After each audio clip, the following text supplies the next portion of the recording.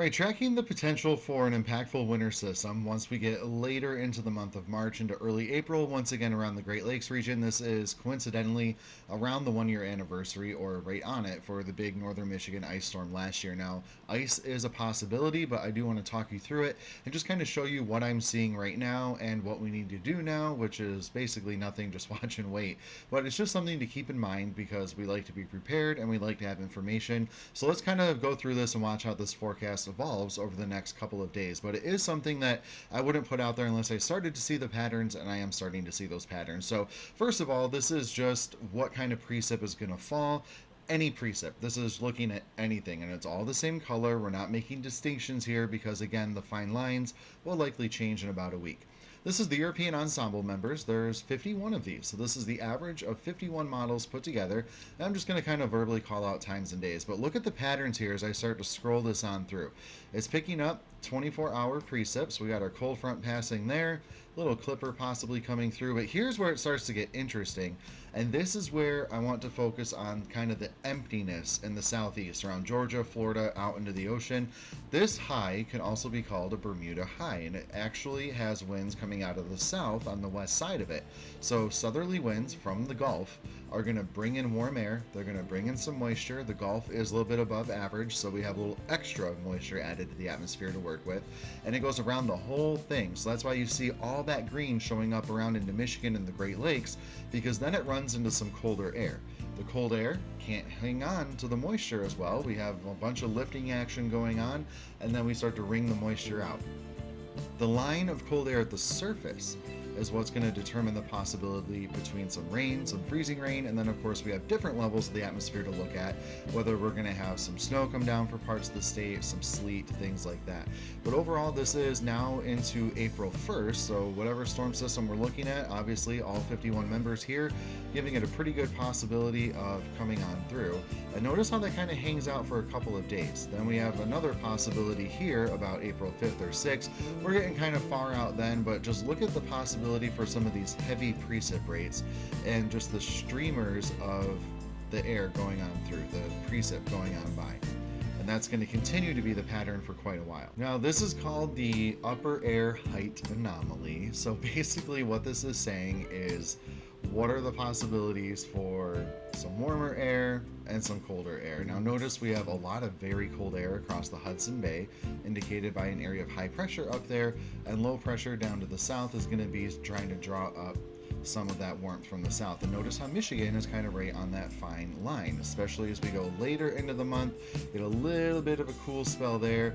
But going into that time frame that we're watching for those storm systems, this puts us in a favorable spot initially, but then I do think that some surface colder air is what we have to watch out for, because it's those winds at the surface, all the snow on the ground, all the ice on the ground can cool us off, and we'll have to watch. We're in a pretty good spot for that to happen. But then, yeah, more warm air likely to build in as we go throughout the rest of April, and then maybe putting a fork into winter. So this is just a snapshot from all of these ensemble members of the actual temperature, just a little bit higher up off the ground, about a mile off the ground.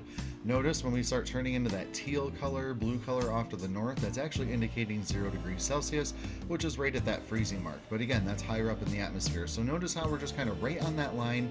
That's what's also leading me to believe that we might have the possibility for some kind of mixed precip, some kind of snow, and some kind of freezing rain in the vicinity of that line as the storm system starts to go on through. So just to kind of spit a couple extra things out there at you, I'm just going to give you a rough look at the 24-hour snowfall put together by the ensemble members. And right there, it's not a lot. Notice we have the better possibilities a little further off to the north in that time frame. This is like an inch, and that's all the models averaged together. So, you know, there could be a couple outliers with some higher ones, obviously some saying 0, but overall in between we could expect maybe a little bit. Now, in terms of the freezing rain I was talking about, this is again the average of 51 models, and there it is, painting a pretty clear picture that we have at least the possibility for freezing rain across a good part of the state. Now, the actual area I think will be much smaller, because these models have what we call resolution, and we all know what that is, right? You have a 1 megapixel picture on your phone, it looks all grainy and pixelated, it can't see the fine details. It's the same with the weather model. We can see the overall picture, but we can't point out the fine details yet. Now, if we get a 4K picture on your phone, you can see everyone's like individual beard hairs going on. Then we can start to see the finer details. So think of it right now like we're in the 1 megapixel version. Once we start getting a clearer picture, those broad areas that's showing a freezing rain will likely go just a little bit more narrower, and we'll have a steeper decline from all or nothing basically going on. Now, it'll be a wet period also. This is just the total precipitation possible added together from multiple storm systems going all the way into April 8th. Notice there's that funnel coming right up from the Gulf of Mexico, like I was saying, right through Arkansas, Missouri, right through Indiana, Illinois, and then into Michigan and the Great Lakes. So we're going to have the moisture in place for sure. Either way, it looks like it's going to be a very soggy start to the month of April. Hopefully April showers bring May flowers, right? But it is looking like we'll have plenty of moisture in place. It's really just working out those temperature profiles, and if the warmer air can maybe push that colder air further off to the north. But the problem is warmer air likes to go up and over the cold air, not push it. When it goes up and over it, that's when you get freezing rain. Now, we can go into individual models, but these aren't as favored this far out because we can start getting bad data in there.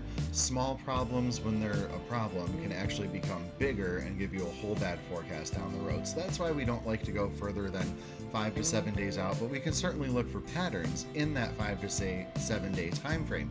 Same pattern here. This is just the single run of the European model that you can see shared all over Facebook all the time, obviously indicating a lot of potential just moisture coming into our state. And just like I was explaining earlier, the possibility for total snowfall shown here, kind of right borderline through the upper peninsula, but definitely a little more prominent off to the north, right? And again, this is snow that is yet to fall. This is not snow depth on the ground, so it's still very much winter across parts of Canada.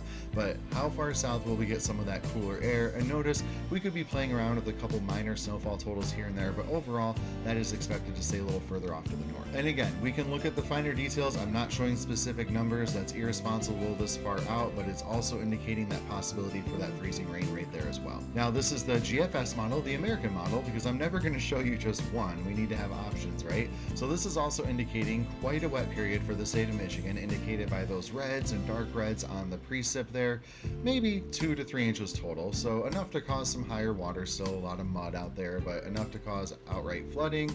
Well, we'll have to keep an eye on the thunderstorm possibilities, but for just straight up rain purposes, probably not.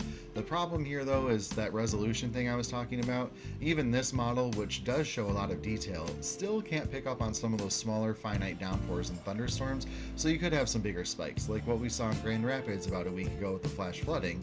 We had a spike over just the downtown Grand Rapids area of like 3 to 4 inches of rain. Now, this model showing you the total possible snowfall has some of those amounts coming a little bit further down to the south, but obviously the very intense streaks are staying far off to the north into Canada. And again, I can't stress enough, this is just one run, so please don't take this as scripture and run with it. Even there, the own model, see how much that's flopping around? It's just something to get an idea of what may happen. However, this model is also pointing out the possibility of freezing rain, but even between different runs of this, it's hit or miss on how much we get. So this is mainly just meant to point out, hey, we have the possibility of freezing rain. We have the possibility of snow. It's there. Let's keep an eye on it. And that's all I'm trying to say in this video. I'm not trying to cause hysteria or hype or anything, but I believe knowledge is power, and having more information lets you make smarter decisions on what you want to do going forward. So this is not a guaranteed setup that will happen. If anything, I'm hoping we get more rain and storms and we push all that ice stuff off to the north, because we don't need that. However, as you can see from these models here, even a quick little bout with the Canadian model, we do have that possibility for the ice. And please keep in mind, when you see these dark reds, not all that is actually going to be ice. We didn't see that with the last one, or the one before that, or the one before that. It was really just the one in northern lower Michigan about a year ago that really panned out with those higher ice totals, and even then it wasn't as much as the models were saying. When it rains, some of it runs off, not all of it freezes. The model assumes every drop freezes sometimes in some cases, so take them with a grain of salt. It's something to watch. I'll keep you updated. Expect a few more of these videos, and obviously a lot of the vertical reels coming your way over the next several days. Here we go again.